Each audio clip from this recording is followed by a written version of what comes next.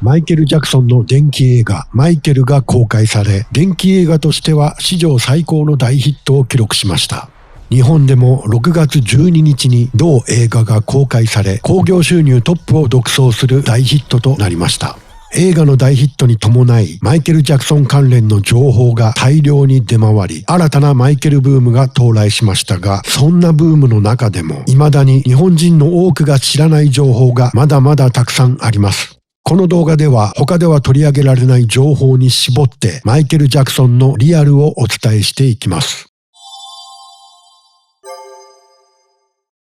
マイケルの母親、キャサリン・ジャクソンは敬虔なエホバの証人の信者です。ジャクソン家の宗教的支柱は母のキャサリンでした。父、ジョー・ジャクソンも信仰においてはキャサリンに従っています。マイケルの幼少時代、誕生日やクリスマスを祝わなかったのもエホバの証人の教義によるものです。エホバの証人は誕生日やクリスマスなど多くの一般的祝祭を避ける立場を取ります。マイケルに普通の子供時代がなかったのは芸能活動で多忙だったからという説明が一般的ですが、実際には宗教的理由の方が大きかったと言えます。そんな生活環境の中でマイケル本人は兄弟姉妹の中でも特に敬虔なエホバの証人の信者となりました。マイケルにとって家庭内での父親ジョーが恐怖や緊張の象徴だったのに対して母キャサリンは優しさ、道徳の象徴でした。そんな母親への思いが信仰心に結びついた可能性は高いです。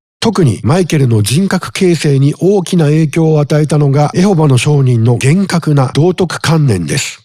エホバの証人は性の乱れや暴力に対して特に厳しい一方で子供の純粋さを高く評価します。これはまさにマイケルの基本的な価値観そのもので、マイケルの禁欲的な姿勢、勤勉さ、奉仕活動、子供の純粋さを尊ぶ姿勢はエホバの証人の教義によって育まれたと言ってよいでしょう。マイケルは1987年にエホバの証人を脱会しますが、その理由はあくまでアーティスト活動を円滑に進めるためでした。その後の言動を見る限り、マイケルの基本的価値観自体は脱会後も変化はなかったと言えます。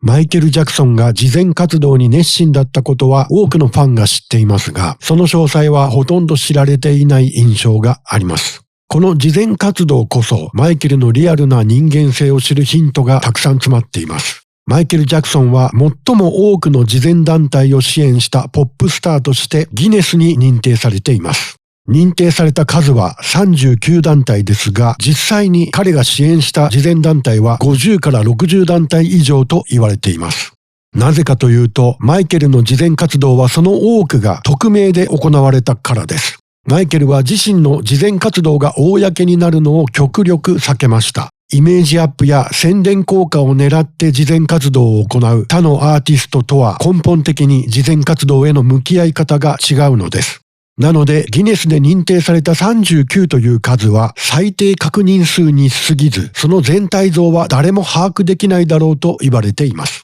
さらに驚くべきは寄付金額です。マイケル・ジャクソンが生涯で寄付した総額は5億ドル以上に達すると見られていますが、金額が大きすぎておそらくピンとこないと思います。この金額を分かりやすく例えると、年収500万円のサラリーマンが2500万円寄付したのに相当します。この寄付がいかに凄まじいものだったかがわかるでしょう。さらに言えば、マイケル・ジャクソンが慈善活動を始めたのはわずか13歳の頃でした。これらの事実はマイケルのリアルな人間性を示す何よりの証明だと思います。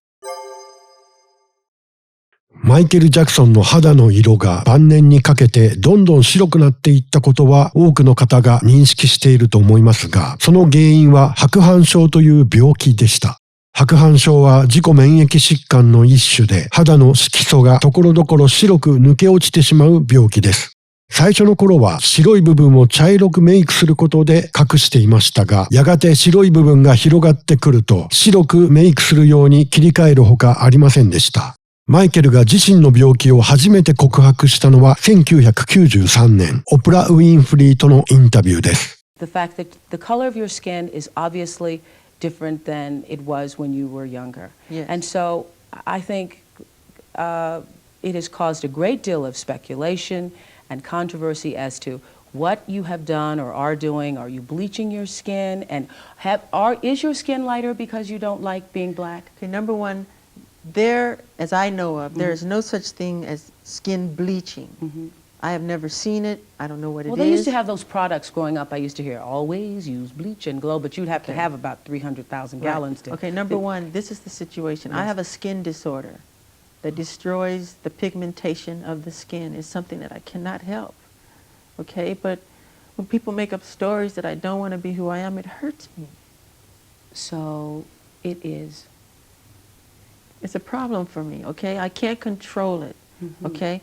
この発言は視聴者に衝撃を与え大きな話題になりましたが、メディアはこの発言を無視するかのようにマイケルが白人になりたがっているというストーリーに固執し続けました。2年後の1995年、ABC プライムタイムライブでマイケル・ジャクソンとリサ・マリー・プレスリーの夫婦揃ってのインタビュー番組が生放送されましたが、司会のダイアン・ソイヤーは肌の白さについて尋ねた際、病気については一切質問せず、興味本位の質問に終始しました。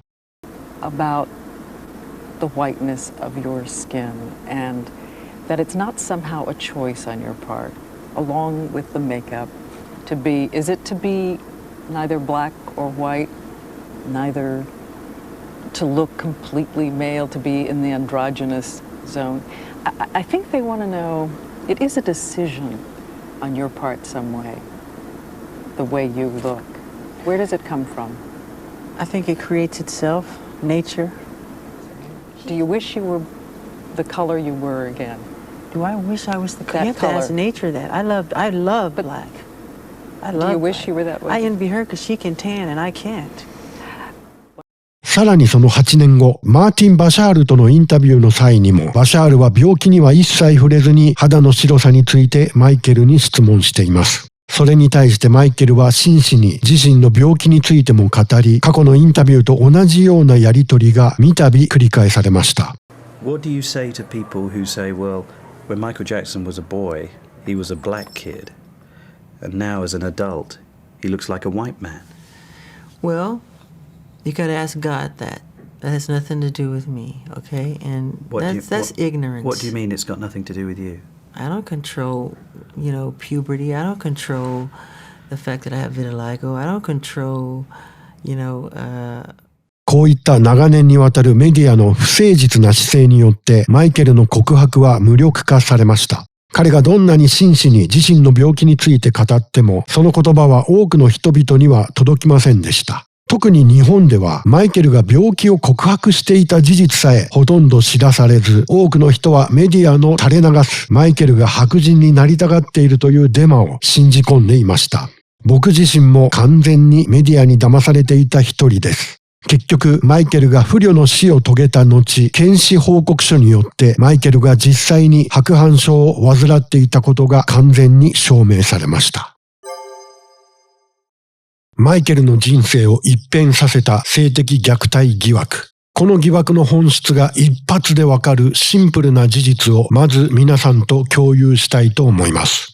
児童性的虐待は明確な刑事犯罪です。被害者は通常警察に相談します。そして刑事訴訟で犯罪か否かが精査され、有罪となった場合、ごく稀に民事訴訟まで行く場合があります。一般的に性的虐待で民事まで行く確率は5から 10% 程度だと言われています。マイケル・ジャクソンに性的虐待を受けたと正式に告発した人物は5名いますが、最初に警察に相談した人は1人もいません。なぜか5名全員が真っ先に弁護士に連絡を取り、高額な損害賠償を求めて民事訴訟を起こしています。このシンプルな事実こそが、このマイケル性的虐待疑惑の本質を何よりも物語っています。民事が刑事よりも先行するという異常事態が、その後の結果にも大きな影響を与えています。1993年、最初にマイケルを民事で告発したジョーダン・チャンドラーとの裁判で、マイケル側弁護団は刑事事件が終わる前に民事をやらされると、防御戦略をすべて検察に見せることになり、憲法で保障された公正な裁判を受ける権利が侵害されると主張して、民事裁判の延期を求めましたが、判事はなぜかそれを認めませんでした。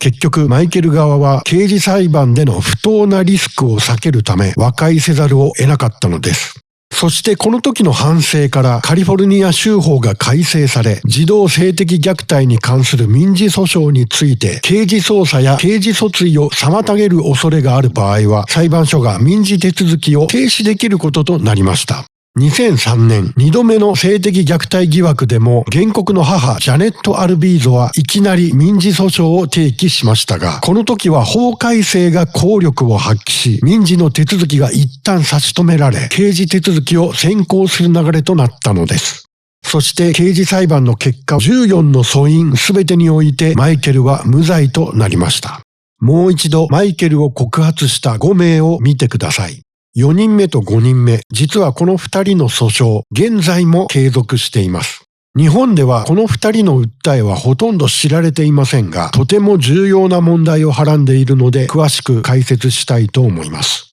マイケルの死後4年が経過した2013年、ウェイド・ロブソンがマイケルからの性的虐待を告発。マイケル所有の会社に対して少年保護の法的責任を怠ったとして民事訴訟を起こしました。ウェイド・ロブソンはダンス界のビッグネームでエミー賞の最優秀振付賞を2年連続で受賞したほか、インシンクやブリトニー・スピアーズの振付師、ダンサーとしても有名な人物でした。また彼は2005年のマイケル性的虐待疑惑の裁判で証言台に立ち、マイケルの無実を証言した人物でもあり、彼の突然の告発は世間を驚かせました。ウェイド・ロブソンの告発から1年後の2014年、ジェームズ・セーフチャックが後追いで同じく性的虐待を告発。ジェームズ・セーフチャックは元子役で子供時代ペプシの CM での共演がきっかけでマイケルと親しくなった人物でした。2人の訴訟は一度ならず2度も棄却されましたが、その後児童虐待法が改正され時効が延長されたために訴えが復活し、現在も訴訟は継続中です。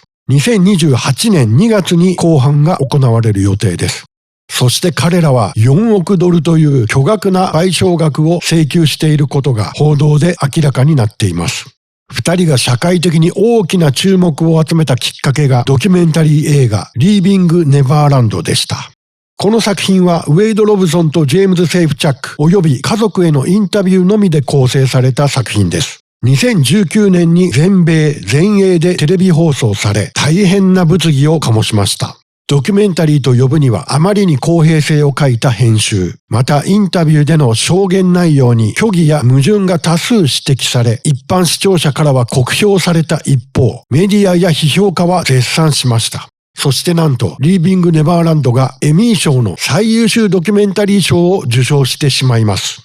完全に一般視聴者とメディアの間で評価の分断が起きました。世界的に有名な映画批評サイトロッテントマトでの評価が象徴的です。リービング・ネバーランドはオールクリティックス、つまり全批評家の支持率が 98% なのに対してオーディエンスの支持率は 26% と完全に評価が分断しました。実はつい最近映画マイケルの評価でも同じような現象が起きました。こちらでは全批評家が映画を酷評したにもかかわらず、映画は大ヒットし、オーディエンスからの支持も極めて高いものがありました。この一般視聴者との分断は、リービング・ネバーランドから地続きなのです。映画マイケル大ヒットの背景には、未だにマイケルを犯罪者に仕立てようとするメディアに対する世間の反発、怒りのようなものがあるのではないかと感じます。なぜメディアは理不尽なほどにマイケルのスキャンダルに固執するのでしょうか。いくつかの理由があると思いますが、その中でも最もシンプルで説得力がある理由はお金です。1993年、マイケルに対する最初の性的虐待疑惑が報道された際、その情報を伝えるテレビ番組は軒並み高視聴率となり、雑誌や新聞も売れ行きが爆増しました。まさにメディアは競争状態でした。一説によれば、このスキャンダルによる経済効果は2億ドル以上と言われています。実際、マイケルに不利な証言をする者には、高額の報酬が支払われていたという証言が複数あります。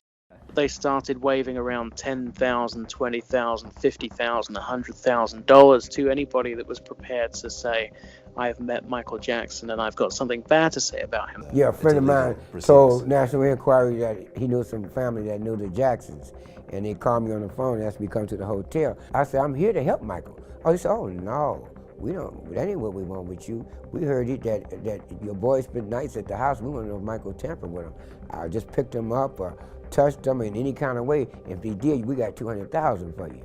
I said, huh? He said, you sure what I'm gonna do? I'm gonna draw a check up, a contract up, and I'm gonna show you we're finna give you $200,000.